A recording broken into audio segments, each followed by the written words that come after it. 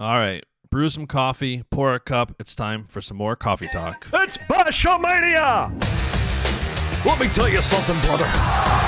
He gave us everything he had in him tonight. What you gonna do when Baschamania runs wild on you? Oh, it's gonna be a good one. And business just picked up here on the podcast. Oh, yeah. It was a wild weekend.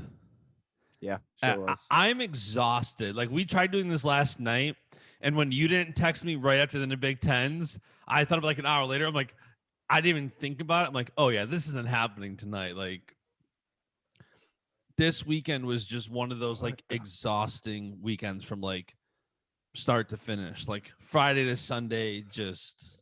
It was a roller coaster. I don't remember the last time we had like high level international wrestling at the same time as like the highest of high levels college wrestling. Yeah, I mean, it was cool though. I mean, you had plenty of stuff to watch, so like I wasn't complaining about that. But no, and I texted you that I don't normally get this high and low without gambling. Like it felt like a college football Saturday where it's like by the night game, you're like, all right, I don't even know if I have this in me to keep going. See, I get way more invested in like the wrestling, right? Because like those are guys that I work out with on a regular basis. Oh yeah, totally. That's so like, and even like Mark Hall Wrestling's a heat in Italy. I was like, I was nervous for that. It's just like, do you text him after the match? Yeah, after. I'll talk to him after, not before. Yeah, that's for me. Like I get so invested. And when I guess not as much with winning, but especially like losing a match, it's always like I want to text somebody the second they lose, like I'm there supporting them. I never know what to say. I've been doing this for like 10 years. We're like, it's a fine line because like I know if I lose a match and like someone texts me like, hey, like head up, like great job. I'm like, F you, man, I just lost. Like right, and that, like literally like when I guess Cal becoming a friend, like coaching is not the same. But like when Burroughs and Varner and Helen, as people are becoming clients, like for the last 10 years, I've yet to construct the message in my head that I want to send, like post a loss. Yeah, but I don't like I also don't like only texting someone like when they win. I don't like the illusion of it. I don't want it to be like, oh, I only care about this like if you win. You know what I mean? Like I actually, I think I only talked to the guys that lost. The Penn State really? guys. Yeah. What do you say? Like you don't gotta say like specifically to any one of them, but just in general. It depends on the person. Makes sense. Yeah, like it just really depends on their personality and everything. Like what do you think they want to hear? Yeah. So. Yeah, I think it's important to like. I can't remember who tweeted it last year. I think it was Gable actually, who tweeted something like, the real ones when they text you like after a loss or something along those lines. And I texted him, I'm like, the problem is what do you say? Like, right. People are still in your corner. And speaking of Gable, I guess that's where I want to start with this whole weekend. That's fine. We can do that. So one thing that I found interesting is I think you're finally starting to see these bigger than life off the map personalities that we never really saw too much before outside of like wrestling coverage. And you're now seeing it translate on the mat. And I think Gable at Big Tens and AJ Ferrari at Big 12s, which I kind of have different views on both. So do I. But it's interesting to see even my own reactions. Like after Mason Paris tells Gable in December, stop running, see you soon. I love what Gable did. I love it. Like a minute to go, he's going for the majors. Like, come on, let's go. Let's wrestle. Like, I love that. Some people didn't. I loved it. Yeah, I mean, I thought it was fine. He's awesome, really. Like, he's a great wrestler. He's an awesome athlete. And you can just tell, like, he puts so much of, like, just look at his body. Like, he's changed his body. He looks awesome. Like, he's ready to go at the highest level. And he's not like he's working on his brand. Like part of the theatrics of Gable Steveson is him working to build the brand. Like, he wants to go into the WWE. He wants to do things. He wants to build theater. Like, every conversation I've ever had with him, he's the nicest guy alive. You would never think like it's like some people look at him and say, oh, he's haughty or he's mean. No, he's not. He's entertaining. He's entertaining. He's Exactly. entertaining. And what I like about him is he's winning. Like, Mason Paris is an incredible wrestler, a junior world champ in 2019, and Gable just widened the gap from when he beat him at Big Tens last year and majored him. I respect that. And like when we had him on the show a couple months ago, we were talking about like he made it very clear what his intent was. I'll see him at Big Tens, not a big deal. Went out, saw him at Big Tens. He majored him. And then he made Mason pay a little bit for what he said. I like that. I don't know. There was definitely mixed reactions to it. It just it adds something to it. Yeah, it just adds to the wrestling, right? It's like any MMA fight, you know. Now you saw the Jan Sterling fight. Now they're chirping at each other all week, and everyone's already excited for them to fight again. And then someone said that they might not fight now, whoever, but bringing that into wrestling, I think, is awesome. Agreed.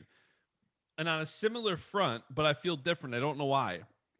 So I like Gable. We're friends, so maybe it's different. But AJ Ferrari, I caught like half the Big 12 finals. Same. And I had tweeted last week that basically every conference this year had a repeat champion from last year.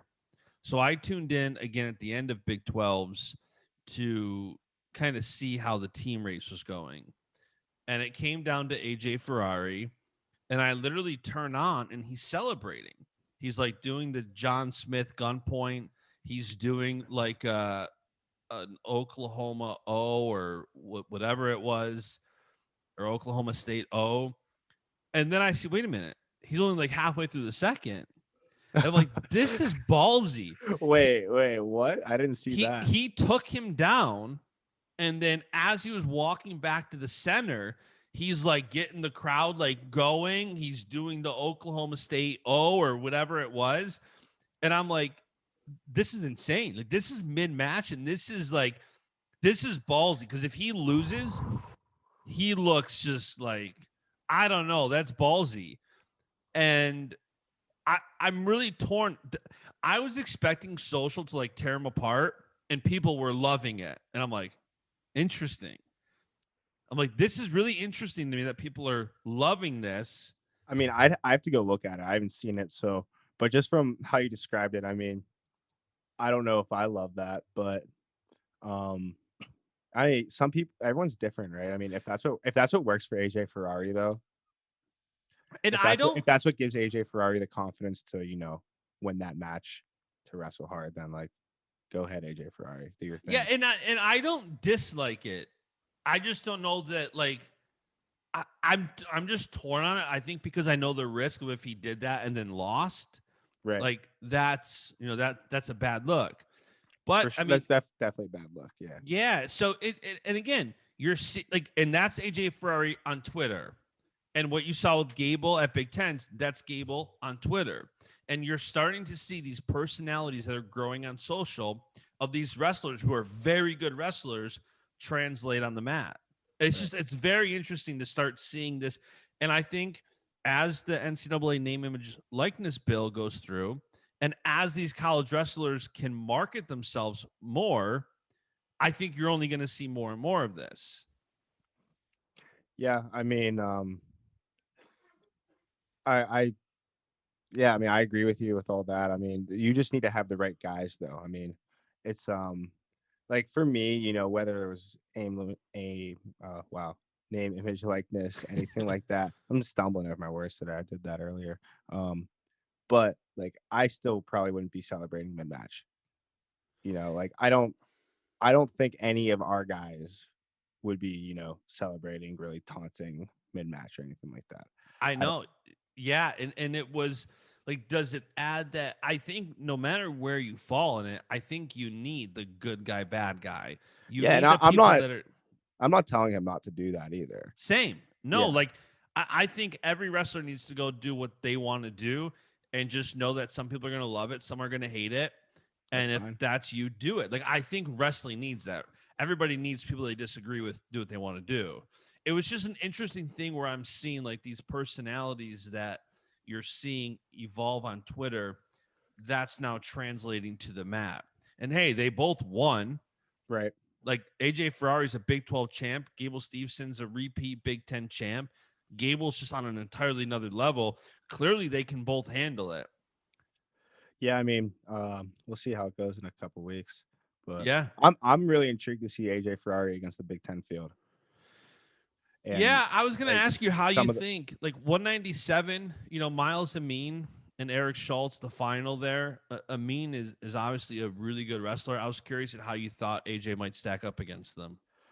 I think AJ might give him mean trouble just because he's big. He's just a big, strong, like athlete, and I think that might give like Amin a little bit of trouble, honestly. But I don't know. I think like wrestling wise, skill wise, I think Amin's the guy. You know, his technically and everything like that, he's very, very good. But that would really be the only thing for me. But like even Schultz is a good wrestler, but Ferrari, there's just like he's strong. You got that horsepower, and that's like if you're not a full size 97, like that's gonna hurt you.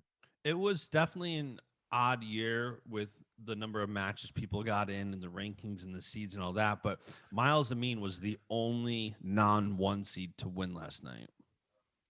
Wow. He was the 2 seed. Every other 1 seed in every weight won last night. That just Big Ten? In Big Ten, yeah. I don't know about. So 9 out of 10 Big Ten champs were the 1 seed. I don't know about Big 12. But I don't think so, because I think Ian Parker was the 1 seed and Dom Demas beat him. Brody Teskey was the 2 seed. Yeah. So there was, I don't think it was nearly close to that. But yeah, so I guess since we're talking about Big Tens now, we'll just run through the weights. 125, Spencer is just on a different planet. Yeah, I mean, like that's he got taken down and wrestling Twitter explodes. That's what he did was expected, though, right? Like he's that good that we can be like, all right, he's just gonna go pretty much pin his way, tech his way through this tournament, and he can. Yeah, he's just in shout out Schroeder going right after him, taking him down. These guys wrestled him tough too. Schroeder wrestled him tough. How about Ragusin? Ragusin came after him too. It was cool to see because people usually don't come after him. They kind of cower away. Yeah. Like fair enough. But watching guys like actually go out there and try to scrap with him is cool. I mean, he's really good. It's hard to do. It's yeah, he's just on such a different level right now. And I texted him that. I said, congrats. I'm like, you're just on a different level right now. Like how that continues to translate onto the freestyle scene, it's going to be interesting because heading to the senior level, he's got guys like Gilman and Fix and Soriano and Gross and so many that are at an unbelievable level too. So it's going to be interesting to watch that translation. And, we can't not talk about the Penn State guys. What do you think overall about Robbie Howard? I thought his Son of Victory win over Dylan was impressive. Ragusin went into the third with Spencer, which it sounds silly when somebody gets tacked and you give him credit for going to the third, but right. With Spencer, that gives you credit. And Robbie looked good. I mean, he beat him in sudden victory for fifth. What do you think overall? I think Robbie wrestled pretty well, but I think he showed just like he hasn't been able to wrestle a lot this year. Like really doesn't have a lot of mat experience, but I think that was really good tournament for him just to get ready for the nationals. He can beat a lot of those guys. He really can. If he just if he lets it rip, he has a lot of good stuff. Yeah, and it is one of those years, again, where you were obviously a part of a team where Penn State has 5 freshman national champs, which is just stupid. And this year, the Penn State freshmen didn't really get that full year to develop like you guys had. And still, 6 freshmen, they're so talented. So I feel like they kind of got I don't want to say they got robbed their freshman year, but they didn't have that full year. Like you can see Robbie a full year as a freshman is like super important. Where you start and where you finish aren't the same at all. And you see that with a lot of like future freshman national champs, like whenever I was a freshman, Mark Hall was a freshman, Miles Martin as a freshman, Yep. Yanni as a freshman. Even Yanni was really good in the beginning of the year, but Yeah. you could see him even like towards the end of the year kind of widen the gap. Well, Yanni lost, I think, at the Cliff Keen his freshman year, and then did. he won NCAA's. So there's definitely that. Like, I don't want to make excuses for anybody, but No, it's not an excuse. yeah, It's not an excuse, but I think that full season, like as if just even if you're a redshirt freshman, just getting your hands on, the rest of the Big Ten if you're a Big Ten guy is like very important before the postseason. yeah, for sure. And so overall, the fact that Penn State took second in such a Nebraska looked awesome and Michigan looked great. So for Penn State to still get second with so many freshmen who had kind of like a half season was great.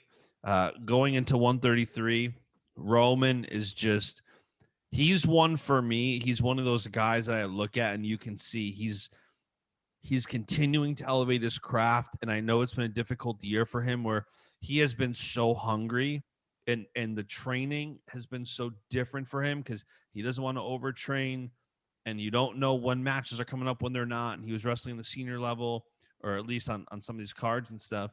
So it was interesting. And I was glad to see, he widened the gap with DeSanto. This is now 2 straight matches where DeSanto couldn't get a takedown on him. And he said in the post match, we had a game plan again. Mm-hmm. We stuck to it again. And now he's Big Ten champ. Yeah, I think he looked awesome. He was actually one of the champs I talked to afterwards. I told him that he looked awesome. But, I did too. And yeah, like he wrestled a great match. And I think he is widening that gap a little bit. And I think Roman's just, kind of just stepping his game up and maybe not just widen that gap with DeSanto, but like, the rest of those guys he used to wrestle with. I'm excited to see, the nationals at 133. Dayton Fix. Yeah. We'll see how it goes. There's some good guys there. Yeah, it's so interesting because there's some weights like 125 where the Big Ten champ is going to be the NCAA champ. There's a good chance. Unless there's some miracle. Right. But then you look at a weight like 133 and it's like Roman is so good. But when you have a guy like Dayton Fix, and there's others, Philippi is really good. Corbin Myers is really good. There's some really good guys at that weight. And I can't wait. I think, again, it makes it that much more exciting when you see Roman elevating his game. You see him winding the gap with his top competitor at the Big Tens. Right. Now, how is he going to do it at NCAAs? Yeah, I mean, I guess we'll see. I think that, he's in the right headspace and everything right now. And things are looking good for him. So. Yeah, I couldn't be happier for him. I know how hard he works, and it was good to see him get that. At 33, too, it was interesting. So I don't know what happened, but it looks like Sammy Alvarez missed weight. Is that what happened? I was curious about that. So there was a lot of the rumor mill was swirling that he missed weight. Ohio State comes out and says, or Rutgers comes out and says, I forgot I forgot what they said initially. Ohio State said something about somebody else. Ohio State said Jordan Decatur wasn't going to wrestle, and they weren't sending in a replacement, but he could still potentially get a wild card. Well, Willie and others come out and say he didn't make weight. He's not getting a wild card. So why Ohio State said that is wild. Rutgers came out and said Sammy Alvarez isn't wrestling. Instead, whoever the other guy at 33 is wrestling. But the rumors were swirling that he missed weight and 33 was too big of a cut. Don't know if it's true. That's just what I was reading. He does look like a big guy for 133. So, I mean, things happen. That's unfortunate. I would have liked to see him in there. Yeah, it's crappy. What sucks for them is you miss weight now for this, if that's what happened, and you're not wrestling NCAAs. Yeah. But it was weird that they wrestled their backup. So I don't know if that was true. That's kind of, if he missed weight, that's a quick turnaround for somebody else to enter to say, hey, so-and-so didn't wait. You're entering the tournament. I mean, yeah, so probably had probably had trouble if he missed weight. They probably saw it Correct. coming. They probably saw it coming.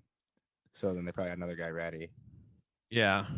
if he missed weight. But Yeah. It's that's all unfortunate because he's a speculation. good wrestler. I always love Mhm. watching him wrestle. Him and Like, Roman's matches are always fire. and that's just another guy that you add to the mix at 133 too. Yeah, for sure. Or in this case, you take out of the mix. Yeah, now he's out. Right. 141, I think, was my favorite weight. The results didn't. I love Nick Lee, so the results didn't go the way I wanted them to. But just Nick Lee, Sebastian Rivera was my match of the tournament. Yeah, that was a great match. That was such a good match. That was Both like, of those guys just went after it too. It was awesome. and I saw your tweet after mine where I'm just like, shout out Nick Lee, what a savage. And then you're like, Nick Lee getting it done, and Sebastian Rivera, you look great. I'm like, crap, I should have said that too. Like, just because Sebastian did look so good, like that was just. Those guys just wrestled their freaking butts off. They wrestled hard.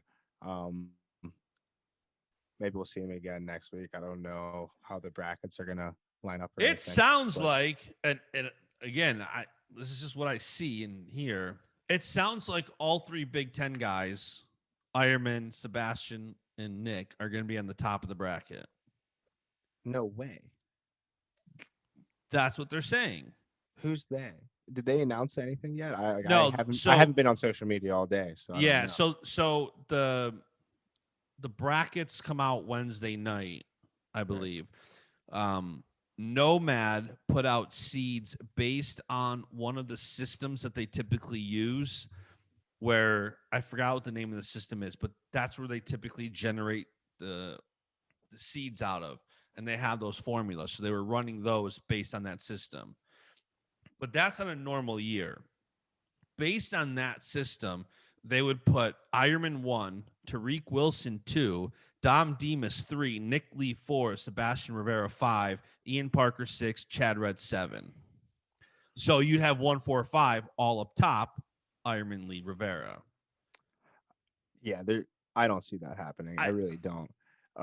They're gonna split they can't have all three of them on the same side. That would be one of the dumbest things ever if it ends up like that. I think so too. And like those, not to discount those other guys either. Dom Demas beat Nick Lee at Nationals one year. But they just wrestled, spread them out. I know it, and that's why it's going to be interesting. Like, the people are going back and forth talking like, well, this isn't a normal year, where even if that's the system and that's what the system puts out, this is the year that there needs to be some human intervention in these seeds. Like, I agree. That would be so dumb. You can't just use like statistics and numbers for everything. You got to like look at it as a real person most of the time too. Right. So, I mean, I believe the seeds come out. The selection show season brackets is Wednesday. So we'll know Wednesday at 6.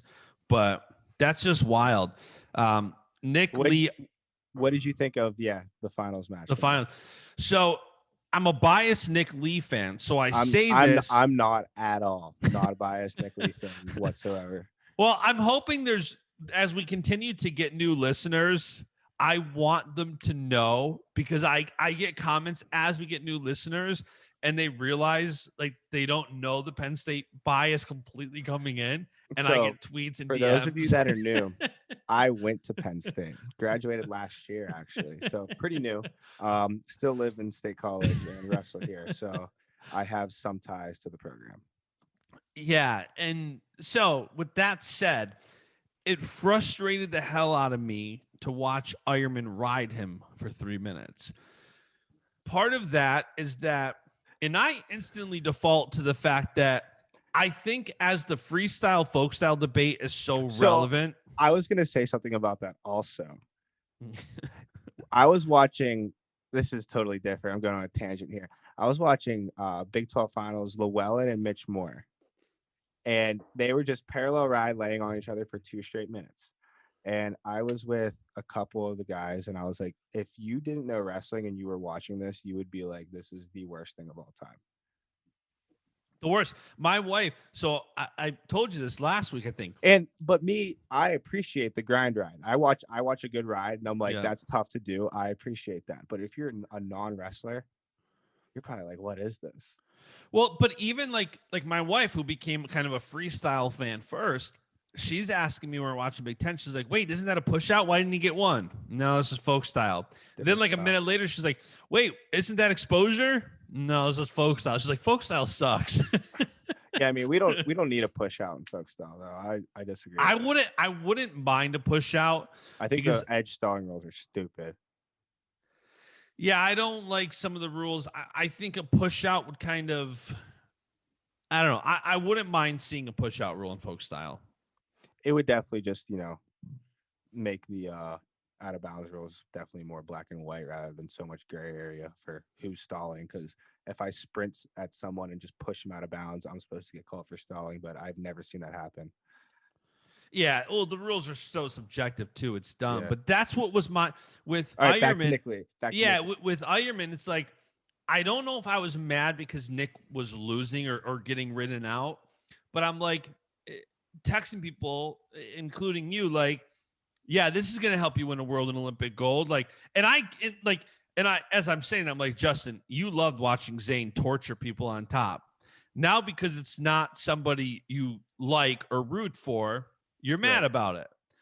But it's also more annoying is like I seem to be, especially in a year like this, watching more freestyle than folk style just because there's been more freestyle. So it is annoying. But yeah, I don't know. He did what he needed to do to win. That's really it. And like, I'm not going to knock him for that whatsoever.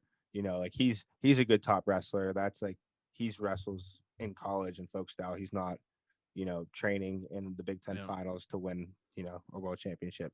Maybe he is on his feet a little bit, but like, he's a good top wrestler. Well, and that's he's going to ride. Yeah. It's the Big Ten tournament. So if you're good at riding, that's what you're going to do to win a Big Ten championship. I don't blame anybody. Again, I think that was me like being mad Nick was down. He just ran out of time, man. Nick just ran out of time. I didn't like what Ironman said after. Oh no, yeah, he said that should have been worse. He said that he said that should have been way worse, is what he said. Yeah, he said that should have been way worse. Let's remember. Yeah, so yeah, it's going to be interesting to see what happens in NCAA's. I think it'll probably be way worse. I like, look, how many shots did Nick Lee defend? Like he was coming in hot. Yeah. So like, if Nick Lee wasn't able to scramble out of all those positions, out of all those shots that Ironman was taking, then it would have been way worse. It was a good match. And I think Ironman wrestled a good match. He did. You're in a folk style, and I kept telling myself this, like. But for him to say that should have been way worse, that's crazy, right? Yeah, and I don't want to generalize the Iowa guys because I really like some of those guys. So do I. Spencer, Kemmerer. I like some of these guys. They're good people. I did think that I do. I really want to have Brands on this podcast at some point. That one video of him, like, I don't know what he was saying. They're politicians. They're lying. They're cheating. They're stealing.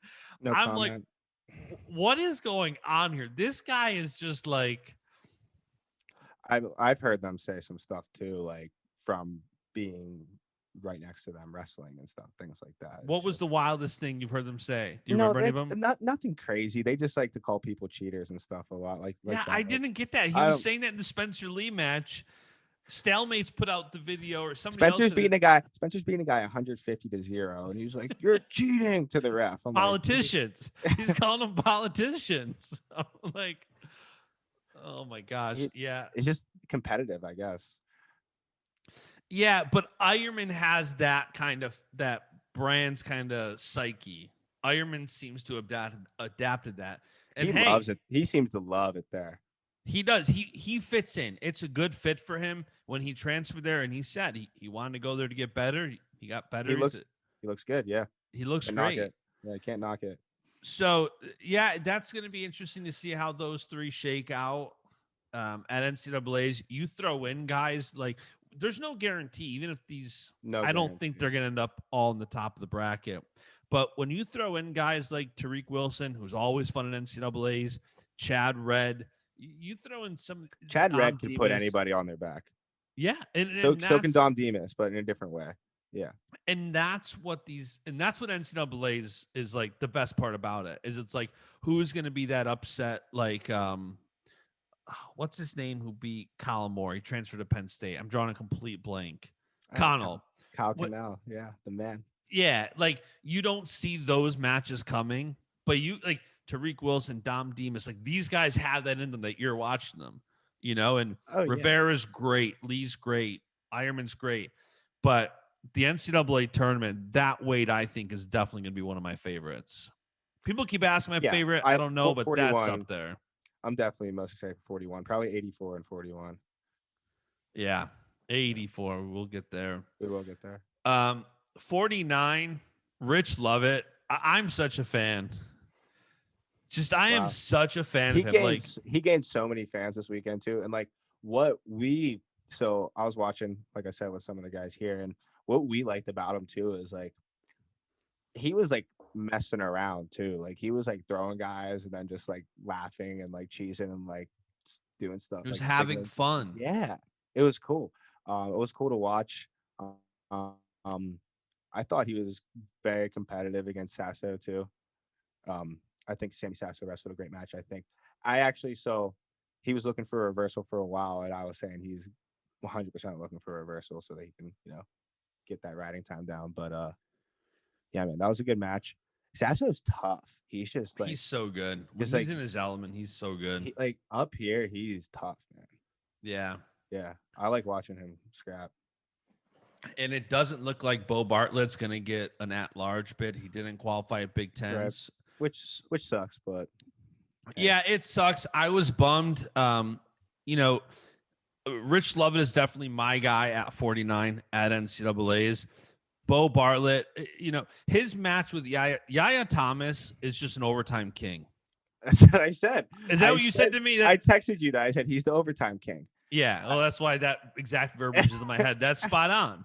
That's spot on for him. Yeah, and he's been there so many times, man. Bo's young. He's small. It's not great like excuse. I'm not trying to make. No, but it goes back to what we were saying about the freshman year. He didn't get that full freshman year, and he didn't even start all the matches either.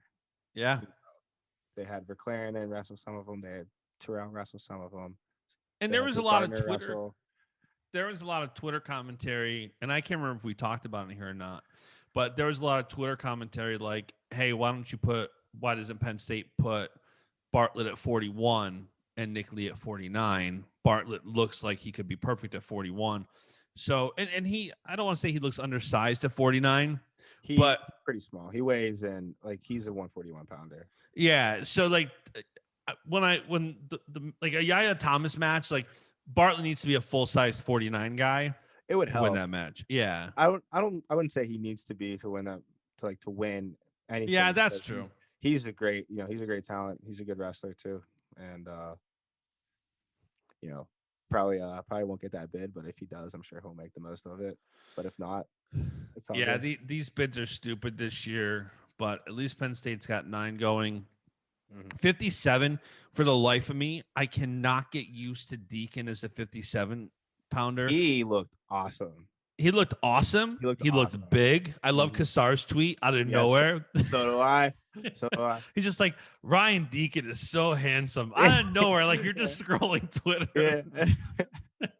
Hey, but I mean, like, if someone's gonna call you handsome, like, you want it to be Kassar. You want it to be Kassar. Yeah, Kassar. Yeah. But Deacon looked awesome. Brady Berge, we talked about like he had the potential to really open it up if he opens it up. It didn't look like he was fully like at that level where we said like if he lets it fly, it's dangerous. Yeah. He didn't end up letting it fly. He took 8th. Yeah, he got a little banged up, so. Yeah, and you could tell he was not at 100%. I think it's one of those things. He's such a good wrestler. I really hope he gets 100% healthy soon, and we just see him like Berge letting it fly is just awesome. It's been a while, but yeah, he like I said, he got a little banged up. There's some good guys that way too. He had a good match with Kendall Coleman. Dude's pretty good. Brayton Lee also. Yeah, they Yeah, they he kind they lost. kind of they kind of remind me of each other. Brayton Lee lost in what, overtime? He lost to Brayton Lee in overtime, was it?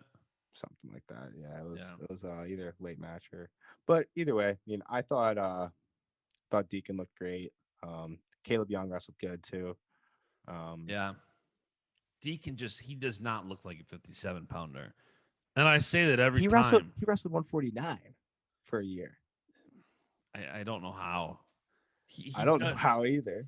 And I remember the first time I saw him in person was at, I think, Big Ten's, like 2 feet away. It was at Big Ten's last year. And I remember even then saying, there's no way he makes 157. And I've heard he doesn't even cut a lot of weight. I think Rivera told me that once. Like, Yeah, I don't think he actually does either. I think he like just like looks a lot his bigger than he skin is. must be like very thin, or there's something different, like where his medical whatever it is, like isn't the same as every other human. Right. There's something different, but Deacons, I don't know. He looked There are good. people like that though that just like look huge that aren't. Yeah. How do you think? I mean, 57 is going to be interesting to see where he stacks up in NCAA's with Hayden, with David Carr. There's some guys that can make it really interesting. Do you think he'll end up winning NCAA's? Yeah.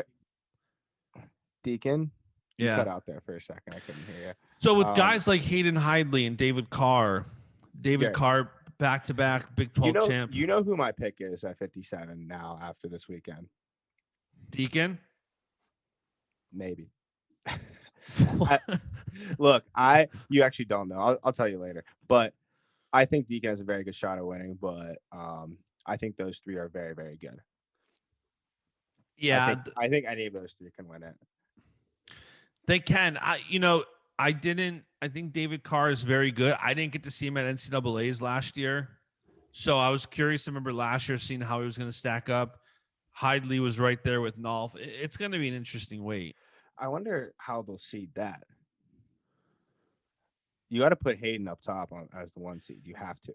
They're ranked on some sites as Deacon 1, Hidley 2, Carr 3. Which eyeball test, like, yeah, for sure. But past results, Hayden has to be the top seed. Yeah. He's finalist. If they take the past results into play and not just this year. Right. It's going to be interesting. It will be very interesting. Like, it'll be one of those two, and the other one's going to be on the bottom with Carr. I think Shane does the selection show on Wednesday. If he gets them early, I'm going to make the play. Shane, give us the brackets. We're not going to we'll wait till after the selection show. But right after, then we'll just right. But right after. 65, your weight. What was your overall thoughts about 65? I think it was a down year for 165.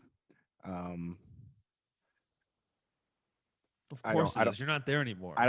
No, not just me. Like, and I had three people, literally three people. A bunch of guys. 3 people ask me, where's Cenzo? Did Cenzo graduate? And these are like, they're casual fans, but I was still surprised. Like, really? You haven't seen him all year? You're wondering where he is now? I haven't seen a lot of guys all year. I don't know. I thought Marinelli was good. Ethan Smith looked good too. That's really about it for 65. I don't have a ton to say. Yeah, I wish Joe Lee didn't have his best tournament. I'm such a fan of Joe. I think he's so gritty and he's so tough. This just wasn't his weekend. Yeah, no, it wasn't. And we had a few guys like that too. Just a little bit going wrong, then kind of just like all hell breaks loose. Yeah. That's all right. Just I figure you kind of just chalk this one up, and then that's you got to understand that that's not you out there. So everyone has weekends like that. Yeah, and you mentioned it being a down year. Do you think it's a down year just in the Big Ten or overall? 65. Like Mekhi Lewis medical forfeited out of the ACC tournament. He's going to need an at-large bid, which I think he'll get. I think he'll get one. Yeah, you've got Anthony Valencia at that weight, Shane Griffith. You got some guys that are talented. There's definitely good guys there. I would say down here in the Big Ten, but like Jake Wenzel's wrestling great this year. Yeah, Anthony, Wenzel. Anthony Valencia, like you said, is wrestling good too. It's just a different group of guys there. It's not the same, me, Massa, Marinelli, uh, Isaiah White all the time. Massa also. Evan Wick also. He's not wrestling either. I can't remember who it was. Maybe Labriola destroyed Massa on the back end. I didn't see it. I want to say it was like 11-3 or something. Yeah, he majored him 11-3, which you don't see too often. But yeah, it's also, we were talking yesterday about, the team race and all that, and how big too the difference between Big Tens and NCAAs, and the fact that you don't have the Ivy League. So like at the lower weights, no Pat Glory, no Vito Arujau, like, and you're gonna feel that throughout the entire tournament, especially as a school like Cornell is on the up and up. Pat Glory and Vito would have been the 2 and 3 seeds probably at 125. Yeah, easily. Yeah, so like, and I'm not saying that they're gonna take out Spencer or anything like that, but they're gonna give him a better match than some of these other guys are. Yeah, and you can just do that with all the weights too, like no Yanni. Just it's just a little bit different this year. Like the depth isn't quite the same, but they're still it's still Division I wrestling. It's still, and especially at the Big Ten level, the talent pool is just stupid. Moving on to 74, Kemmerer is so good. Oh yeah, he's great. Kemmerer is just so good. Like, I love Carter. Carter, I think, is all around a great wrestler, great human. I don't think that match was. The score didn't reflect how close that match was to me at all. Yeah, I agree. And I think, didn't Kemmerer get 2 right at the end too? Yeah, I mean, it was just it was kind of a weird match, but I'd like to see it again. Yeah, and Carter still, we might see it next weekend. I mean, we could very well. Who do we have not Big Ten 74? 74 is a Big Ten weight. I mean, the rankings go Kemmerer, Labriola, Carter, and then you have Demetrius Romero from Utah Valley, and then Logan Massa, Caleb Romero, and then Donald Washington from Indiana. I don't even know that name. How did he do? I have no clue. He beat Carter in the beginning of the year. He lost to Caleb Romero 5-0 to take 6th place. That was the guy that threw Carter on his back in like Carter's first match. There was in Indiana. I'm completely blanking on that match. Okay, well, Carter's first match, he got thrown like right away, and then I think he lost like 10-9. Got him. But yeah, so dude's a threat. That's all I'm saying. Yeah, he's right there. Like, I agree with you. He can throw people and put people on their back, and yeah, that's a guy. That's a guy you got to watch for at nationals for sure. Yeah, that score is definitely 7-2 is deceiving. Carter, I mean, shout out Carter winning Freshman of the Year. That goes to show you, like, runner up at Big Tens, and you still won Freshman of the Year because of how good you are and what a year you've had. He's just tough. He's a good wrestler. He's just super tough too. I've said it over and over in this podcast. Him and Aaron, my favorite 1-2 punch in college wrestling right now. All right, so 184. 184. Aaron Brooks is just Aaron Brooks, and like I tweeted this right after, like his post-match speech. He is so classy. I don't, unless you're wrestling him and you don't want to give him credit, I don't know how anybody cannot be an Aaron Brooks fan. Yeah, I mean, I saw some awesome people on Twitter talking about how he faked an injury to Nelson Brands, so that's funny. Twitter's a cesspool of bad commentary. I told you, when you start taking some awful takes that we see on Twitter and then just talking about them on the show. I know. I just don't want to give them credit unless there are people tweeting us, like the one guy who said, and he owned it. But when I said, give us your bold take, and he said, Sammy Alvarez knocks off the Santo and something else. And then Alvarez doesn't make weight. And he's like, all right, I got to eat that one. But yeah, Aaron Brooks, I mean, Aaron Brooks is just, he's so smooth. He looks so savvy, and he looks like a veteran. Mm-hmm. Well, he wrestles with, I mean, you know who the guys he wrestles Yeah, with, right? It's just like his size, like he wrestles with like Bo and David and Kyle and Coach Kale most of the time. So those are some pretty good veterans right there. yeah, I'd say pretty good. And like his just like his mindset's awesome. And like just like Carter, he's tough as nails, right? He'll never quit. He'll never stop, and he wants to win. I'm excited for that weight at the national level. Really, So am I. That's one of my weights that you don't have the Gable and Mason like caliber names, but when you throw Trent Hidley out there, Hunter Bolin, Lou D. Perez, like that weight is so fun. It's going to be interesting too to see how they seed that weight. Right. Like right now, Trent and Brooks are the 1 and 4. I don't like that. Yeah, I don't like that. I don't think that should be a semi. I think, I think Aaron becomes the 1 and Trent the 2. Who would they have had like in front of Trent at 2 and 3 if they have Trent as a 4? No, Trent's the 1 right now. Oh, Trent's the 1. You said Trent's the 4. Trent's the 1. Hunter Bolin 2. Lou D. Perez 3. Aaron Brooks 4. I just think you bump Aaron Brooks up to the top. Nah, 3 seed's the best spot. 3 seed's the best spot? 3 seed's the best spot, yeah. So you think just bump Aaron up to 3? I love the 3 seed. 3 seed's the best spot. I thought you didn't look at the brackets. I love the 3 seed.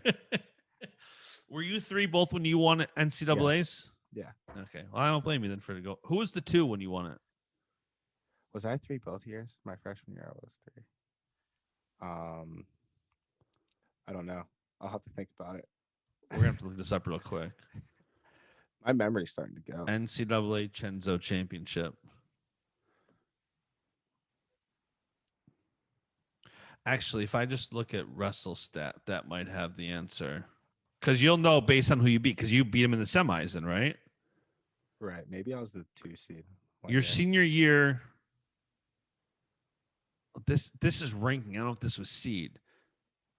We can find this out later. We don't need to find this right now. Even though I'm very curious to find out.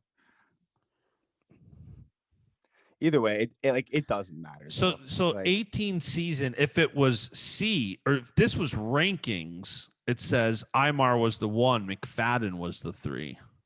But that's not C, that was ranking. So was McFadden potentially the 2? No. Because you beat him 3-1. Was that in the semis? Man, I don't remember. Isn't that crazy? So your sophomore year, you beat Imar McFadden, Isaiah White, Branson Ashworth, Jonathan Schlafer in the tournament. Was that a 2 seed? I think you're the 2, and McFadden the 3. All right, 2 seeds cool then too. Also, I think you were 2 your freshman year. No, I just looked. I was a 3. Maybe this was just seeds because this has Imar the 1, Massa the 3, and you the 2. So maybe that was just seed. McFadden was the 2 seed my sophomore year. Okay, so this must have just been rankings. I was a 3 seed my freshman and sophomore year. Okay, so then would Massa have been the 2? Massa was the 2 seed whenever I was a freshman. Okay, that makes sense because this might have been he was ranked 3rd. But you won at Big Tens, right? No, we hadn't wrestled yet. Oh, okay. I think he made the finals at Big Tens. I think he only had 1 loss to Martinez throughout the year. Maybe not. I could be wrong. He might have lost to like someone else once or something too. But I had like 4 losses. So interesting. All right. Well, we're gonna see Wednesday how 84 gets seeded. That little trip down memory lane there. 3 seeds, cool. 3 seeds, cool. I was the 2 seed and I lost. Got it. Right. Never got the 1 seed though. Couldn't do it at Big Tens, man.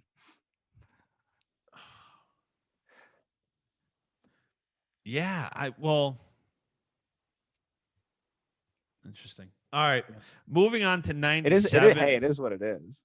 It's just interesting. I wasn't prepared to go down that trail of just thought. I don't care. No. I'm just like I'm looking back there's been so much wrestling this weekend Uh-huh. that tournament seems so long ago. Like to refresh my memory to get back into that. It was a while ago. It seems like even longer than it was. 97. Michael Beard along with Joe Lee, speaking Penn State, didn't have his best tournament. Took sixth, lost to Lucas Davison from Northwestern, 6-4. He lost to, I think, Cameron Caffey, who's so good, so dangerous. Cam Caffey is good. Mike's one of those guys that like he could do that or he could go win the thing, and like either way, you're like, all right, that's Mike Beard. Like I don't know, like that's the danger of Penn State at NCAA's. He could have beat Miles Amin in the semifinals. He was winning, slipped, gave up that reversal, and then he gave up a takedown in overtime. Yep. Like if that happens, like you just gotta freaking put your head down and keep wrestling in overtime. Like you can't get flustered like that. Do you think that's freshman inexperience? Like going back to the freshman not having the full year? I think it's that could definitely be part of that for sure. But like I said, though, Amin's a very, very, very good wrestler. He's very technically sound. He's good at getting the legs and finishing.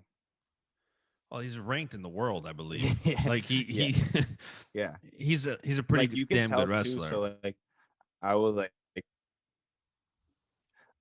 watching him wrestle guys, and like he would get caught under. Like Mike has really strong hips too, so like even he was wrestling Mike, and like a lot of college guys you'll see they'll get to legs, and if they're not like a lot of college guys will just drive into people and just waste a lot of their energy, right? Like I did that all the time. I still do. But Amin, like he's really good at just like, all right, so he knows where the pressure is. He's not going to run right into that pressure. He's going to, cut back this way, or he'll even take the stalemate. He's a smart wrestler. You can just tell by watching him. Where do you think, even guys like Cameron Caffey, who at NCAA's could have a different tournament than the Big Tens, and then you throw in a guy like AJ Ferrari and others, if you had to guess, who would you say wins 197? I'm gonna go with Amin. I'm gonna go with the vet. But I don't count anybody out though. You know what I mean? It's yeah, you can't at the NCAA tournament. It's just especially our guy. Like I'll never do that. But no, Michael Beard and Joe Lee, I've said it on the podcast before. They're two guys who I think are so good and so dangerous and can win those big matches. And there's no coach on the planet, in my opinion, better than Cal to ready guys for the postseason. They'll be ready to rock. Yeah. Speaking of ready to rock, Kirk did not have his best. Was not ready to rock weekend. No, he was not. So I was actually typing a tweet, I think on like Sunday morning, that, Penn State, even though they're a young team, the 5 guys who lost all lost close matches. You had 2 guys lose in overtime, 2 guys lose by 1, and the guy lose by 2, or 1 by 1, 2 by 2. And then I totally forgot. Wait, 5 guys, 6 lost. Kirk. And Kirk lost like by, I think we don't need to go over the scores of the matches for Greg. Yeah. I don't know, and I saw his dad tweeted out like he got cleared like a week before. That's what I mean. Like, so like you consider, things like what Shane Sparks was saying last week. We were drilling him to make predictions, right? And he was like, how'd he sleep? Like things like that. Like everything takes. Shout out Shane Sparks, by the way. He killed it. He did. He did an awesome job. I think Bo also did a good job on the call. He call. caught a lot of crap on Twitter, and I'm like, so it's very, very difficult to do that whenever. So they would have him turned off, and like you could tell, and he couldn't speak unless like they'd ask him a question. And it was like very like he couldn't get into a rhythm really ever. So because like it was so and it was seldom. very reactive to an instant. It's not like a planning, it's not like a general flow. So people were getting mad at what he says, and it's like you can't get mad at what somebody says when he's reacting or answering a question. He wasn't just sitting there doing color commentary and interjecting. I think he does awesome. The Yeah. problem is what they were asking him about, they were kind of putting him into a box as to what he could talk about.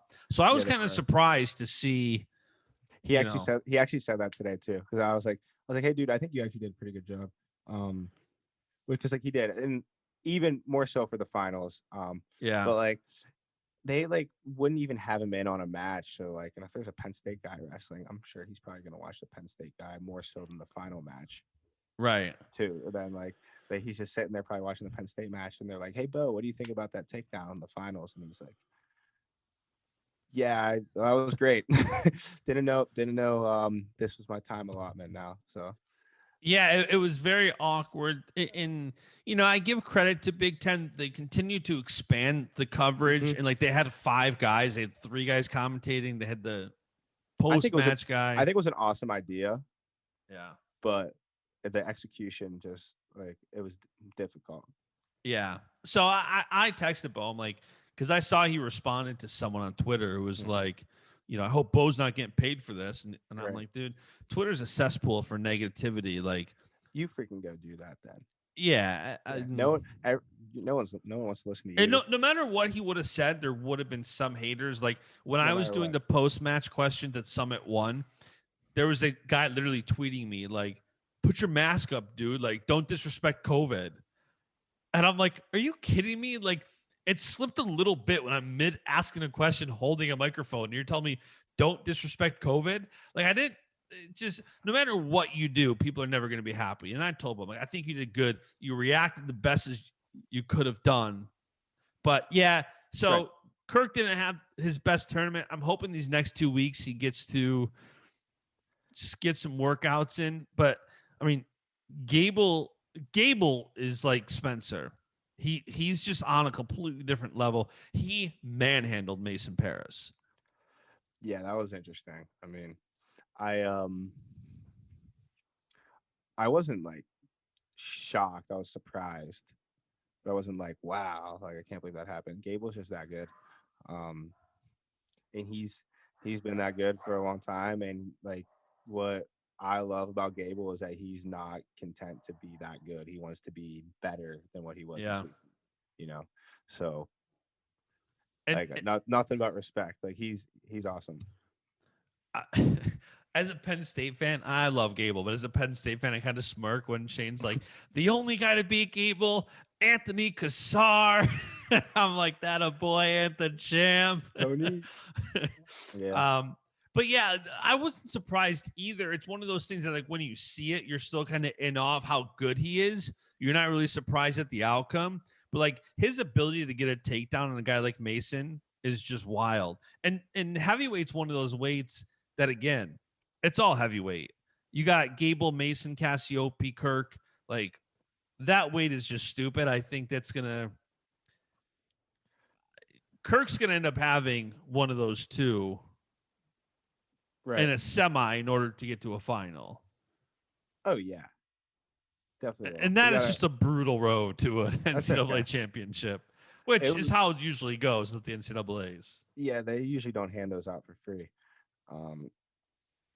Yeah. Well, like it's tougher than other brackets, like other heavyweight brackets that we've seen for sure. Except like we did have Gwiz and Kyle Snyder wrestle in the finals at heavyweight one year, which was pretty cool. As Shane said, these are not your grandpa's heavyweights. No, they're not. Yeah, so that was the Big Ten tournament. Iowa won to nobody's really surprised. Penn State did really good, came in second. I think NCAA is going to be really interesting. As far as the Big 12s, I didn't really watch too much of them. I was glued to the Big Ten tournament. I did turn on the finals for a little bit. I caught Brody Teske.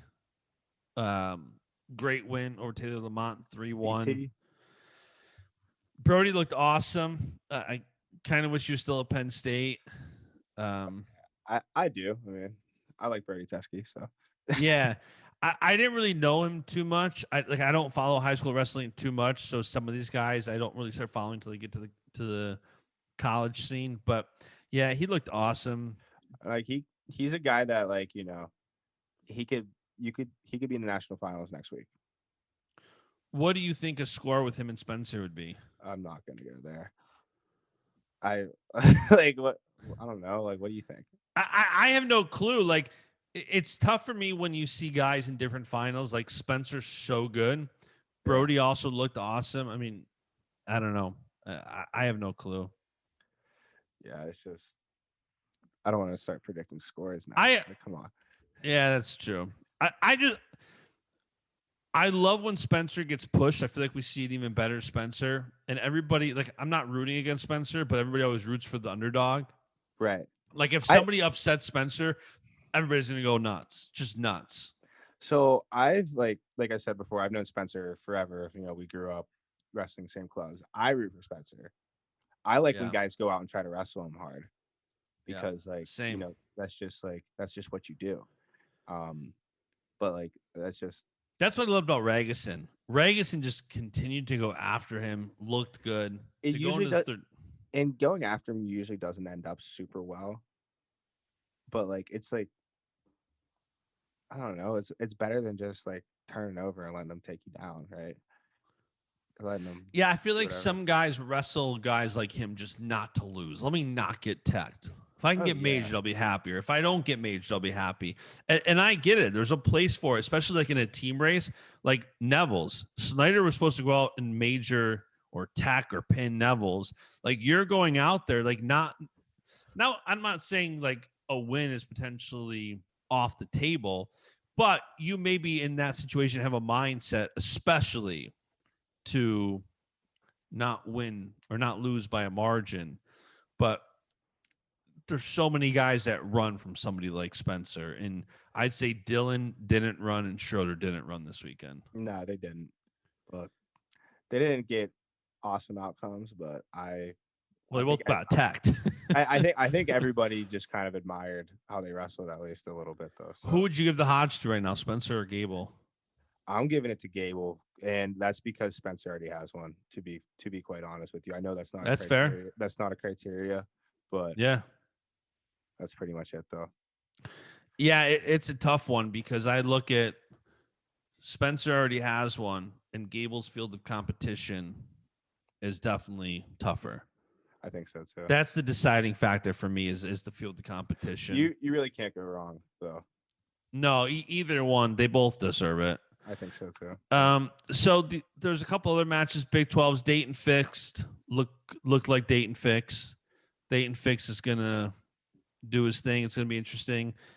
I hope Roman goes right after him. I hope Roman just opens up. I love his footwork. I love what he's doing. He's out there just. So he I was saying that too. So we watched the fights Saturday night, and like Dominic Cruz actually fought on the prelims. He was the last prelim, and like Dominic Cruz has that crazy footwork, head movement. Yeah. And Roman does work with him like occasionally. And I was watching him, and I was like, "What is this? This dude's like doing head slips." I was like, "He's literally like boxing. He's doing boxing head slips." He was moving his feet, and he was like, and then he said that in an interview after that he was doing Dominic Cruz's footwork while he was wrestling, and I was like, "Okay, there you go. That makes a ton of sense." Yeah, I thought it was interesting. I did. I hope he does that against Dayton Fix. I know. I'm sure your confidence level when you beat DeSanto, it's like, let me stick to my game plan and let me do that again even more. And I don't think he's ever wrestled Dayton Fix, right? I don't think they've hit in college, at least. I don't know, but they're both really good, and like it's like I don't want to say it's a style clash because like I just they're just kind of different, Roman's different from really everybody because he's just so fast. He's just so quick. But like that has potential for an awesome match. You know what I mean? That would be an awesome final, Dayton Fix and WI. Sure would. So he looked good. Dom Demas beating Ian Parker in overtime. That was an exciting match. David Carr winning. That was an exciting match. AJ Ferrari. Those are kind of like the main matches I watched. I'm sure the other matches, to be honest, if it wasn't such a long day, like watch the Mateo Pellicone from 4 a.m. to like 2, and then the Big Ten still 6, I didn't might do have all that. I might have watched him more because I know like the caliber of wrestling is good, but Yeah, I mean, I watched a little bit of the Pellicone, but I was just all in Big Tens for the weekend, pretty much. yeah, Like, you texted me Saturday saying what time is Mark Hall wrestle? I go 4:30. You're like crap. yeah, I was like, that sounds terrible. Yeah, I mean, I wake up at like 5:30, so it wasn't too much of a stretch for me. Also, can we talk about me not even knowing where to find the Pellicone? But you'd be surprised. Everybody from Matt McCutcheon to Lauren Burrows to Frank Molinaro and a bunch of others that were texting me all weekend because they couldn't find stuff and they were like looking at Baschamania graphics. So Like, was I. yeah, they're like texting me like, hey, not for nothing. Like, thanks for doing this because we can't find this anywhere. Like, Right? No, it was awesome. The schedule was sick. Everything was perfect. But then like Flo was streaming the Pellicone, and I had no idea. All I saw was Big 12 watch party, Big 10 watch party. That's it. Yeah, I don't know if there's a part of me that thinks they did that because they lost a Big Ten contract. So is that like there was a small part of me that thought, hey, maybe we should go live like during the finals. But I want to listen to Shane Sparks and watch the match. Like I enjoy the commentary. I don't really want to mute it. Like, yeah, I've never even clicked on that, so I don't even know what it is. I didn't watch it, but I Is it saw a them screenshot. Is it them just doing commentary on the match? So I didn't watch it, but it looked like I saw a screenshot, and it basically looked like FRL with them just watching the match and reacting in real time. So I don't know. It was definitely wow, that's cool. That's cool, man. Yeah. Not for me. It gives me No. hope that like how many listeners can we get? Not for me. No, not me neither. How many listeners can this podcast get if that's a viable thing? We could do that. Like that's and yeah, and like I enjoy commentary if it's good commentary, like Shane Sparks and Gibbons. Like I enjoy that. Good. But so yeah, the Mateo Pellicone, Soriano lost to an absolute savage, but took silver. He looked really good. He's dangerous. He's so dangerous. McKenna lost to Bajring again. I actually didn't even catch that match. So he lost. I want to say it was 6-3. It wasn't. I mean, Joey's there. Good, man. Joey's good. Yeah, it's wild to me. I don't like being divisive, so I didn't tweet it. But I'm curious at what people think as far as like, and not even you or I, but just generally, 65 is such a talented weight, and we suck there internationally. We suck. Like, we cannot medal at 65. And I wanted to tweet out, like, we will. Yeah, I think this is our year. Mm-hmm. I wanted to tweet out, like, who do you guys think is our best shot to medal at 65? Like, our guys are constantly right there. Like, McKenna lost 6-3. I think we have a few guys that can medal at 65. Yeah. And I think Zane was right there. He got stuck at the Pan Ams, which sucked. But, like, it wasn't like our guys are losing big. They're losing close matches. Like, we're right there. You know who we need to watch out for at 65 now? Guy that we haven't heard from in a bit. Where's J.O. been? I haven't seen him on social media much or anything. So I have a feeling he's going to be in awesome shape and has just been putting his head down and grinding. When he talks less, he wins more. Mm-hmm. He did surface on Wednesday. He texted me and said, let's get my website live. Because we built him a website. And I said, let's go. And he did not respond. Oh, man. he literally surfaced and texted me to say, let's get the website live. And he's waiting to launch the website because he's going to do a gear drop. So he wants to launch the website with his gear on the website and sell it. Right. So the website's done. It's just sitting there waiting on him to launch his gear. Okay. So he texts me like, it has nothing to do with me. Right. I'm just like, all right, let's go. Do it then. But I was thinking that too, because he's so dangerous. Oh, yeah.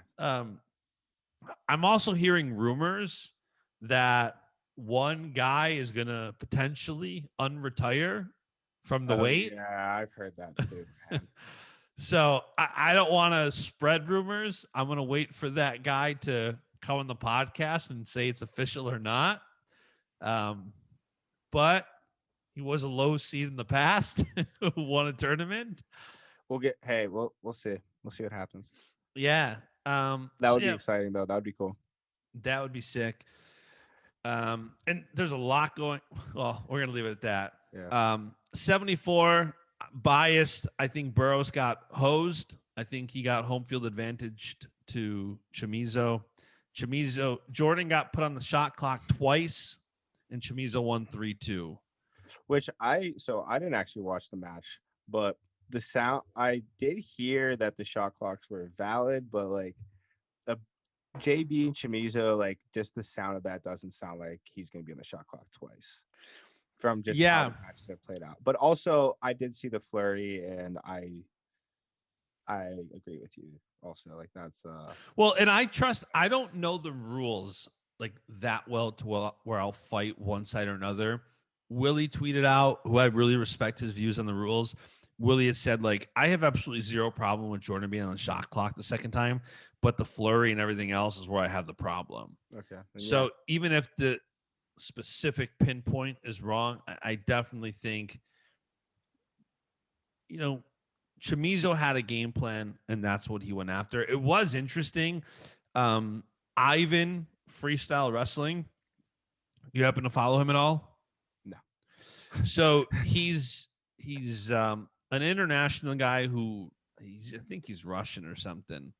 He's a big international wrestling guy. He tweeted out today a Russian video of Dake throwing people. And his exact words were, I can't wait to watch the match Sidikov-Dake or Zamalov-Dake. But as for JB, his best days on the mat are over. Look at the best Dake throws. This clip became very popular among wrestling fans in Russia. Like, the international guys are turning to Dake, which is just a very interesting play. I mean, hey, whatever. Yeah, I know this weight is like, this is your weight. This isn't the weight of like, it's just. It is what it is. I mean, hey, if that's what they like, then that's cool. I don't know. Like there's still trials and everything. So Yeah. That's what you wrestle the trials for. So yeah, no, for sure. So that was that match. Mark Hall got a tech or two techs and a pin. And then he got teched in the finals 11-0 by Zahid. Zahid looked great. Zahid looked really good. That weight at both the last chance and the trials is going to be stupid. Yeah, I think so too. Who's all? So last chance, I know Dean, Jackson, and Mark, right? At least at the last chance, it's, let me pull it up. There's a lot of guys both already in the trials and guys not qualified for at the trials. David Taylor, Pat Downey, who went 0 for 3. How do you go 0 for 3? He was in pool play. They didn't have a full bracket. Okay. So he lost his first two matches, and then he didn't show up for his third.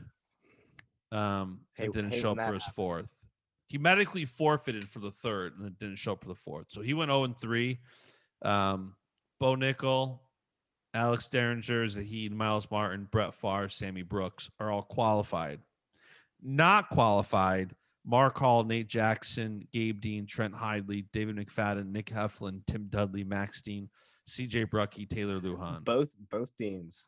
Both Deans. Both Deans. Interesting enough, I don't know if it's just like a technicality. Interesting enough, Max Dean has registered for the last chance. Gabe Dean has not.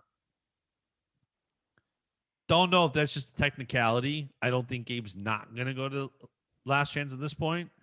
But it was definitely interesting that Spartan Combat registered like 9 guys and not Gabe Dean. Maybe he's just a Rockfin athlete. He's just a Rockfin Gold athlete. He's got a Rockfin exclusive. He's if you want to see Gabe Dean wrestle, you have to have a Rockfin account. Yeah. So that's, and then Colin Moore won a gold medal this weekend. He looked really good. He wrestled good. And Tony Nelson either won gold or bronze. I can't remember. But good weekend of wrestling. It's going to be, next two things on the radar, NCAAs next weekend. Dude, who did you tweet was your OW for the Mateo Pellicone? Victoria Anthony. Yeah. Savage. Yeah. Absolute savage. I believe both of her opponents were, I was forgetting about women's freestyles. We were talking all the men's freestyle action. Victoria Anthony, I believe, beat two silver world medalists from 2019. I knew they were both medalists, but I think they were 2019 world silver medalists. Awesome. I think. Yeah. And she dominated them. Like, the one girl was like a foot and a half taller than her, and she straight bullied her. Like, she went after her and just bullied her. And I love that. I want to say that was her first international gold in a while. And she's been off for like a year. She had an elbow surgery, everything with COVID. So she hasn't really wrestled too much. But yeah, she looked unbelievable. I would personally vote for her for... We'll just give it to her right now. So, Victoria Anthony, OW. Her and Sarah Hildebrandt, if that's a finals match at the Olympic trials, is going to be fire. That match is going to be absolutely fire. Yeah, that's the Mateo Pellicone action. That's the Big Ten action. Big Ten action. We got to have Matt McCutcheon on later this week. Shout out Life University. The troops were rallied. Life University stopped Grandview from becoming the 10th straight champions. Just wild stuff. I firmly believe that Matt helps that program a lot. And there's a lot, just because he has so much knowledge, man. He's got knowledge, but he's also got that personality. He's who you want as a coach. Like, if I was wrestling right now, he's a guy you want. Like, you want your corner for. Yeah, exactly. He's just a good dude. And so now, according to, if you've been listening to this show, Matt McCutcheon agreed if Life University won, he was going to wrestle in the last chance. Since then, USA Wrestling scheduled the last chance when he has a vacation planned in Colorado. Unbelievable USA Wrestling. But he is committed to wrestling at the Open. So he sent me a Snapchat today of him on his way to practice at first day of training for the Open. so I think this is going to become a reality. It 100% is. He asked me today, he's like, so should we start a GoFundMe or what? Like, where am I booking these flights to? I'm like, well, USA Wrestling hasn't announced it yet, so let's just wait and see. I'm like, maybe Baschamania will just sponsor you. You are doing this because of Baschamania, so maybe Baschamania will sponsor you. There's no information yet in the Open. They just said it's going to be, I believe, at the end of April. Top five qualify for the World Team Trials. So he said if he takes top 5, he's going to give up his spot to somebody else. So I'm like, you can't do that. No, he has to see it all the way through. Right. If you could you imagine if he qualifies for the World Team Trials and then he has to wrestle there? I'm not going to let him out of that. No way. You can't pass up that opportunity. Nah. Don't show the disrespect. and we need a blue and a red peanut butter mayo sandwich. I know that 100%. His dad was texting me that as soon as 125, apparently as soon as 125 ended, he texted both of us. And me and you were texting like Life won, and then we were like, wait, they didn't actually win yet. Right, because he texted me, it's over, they won. Then I looked into it, and it turns out it wasn't over yet. The 125 pounder from Life U won. And the two kids for Grandview would have had to pull off like big upsets, but it wasn't over. It was not over. But he's texting me, get the peanut butter and mayo singlet ready. They won it. They did it. He's just so excited for Matt to strap back up. Who isn't? The number of people tweeting him is hilarious. Like now I just like as I tweet stuff, like I'm like, all right, next up, last chance qualifier for the senior level. And somebody's responding to the tweets like, and don't forget Matt McCutcheon. And don't forget Matt McCutcheon. So I love it. That's the Big Tens. That's the Big 12s. I love it. I love it. You love it. We all love it. Ridge love it. Yeah. Yeah. Rich love it. We love it. That's such a good pun for a t-shirt. I think he tweeted that. You gotta love it.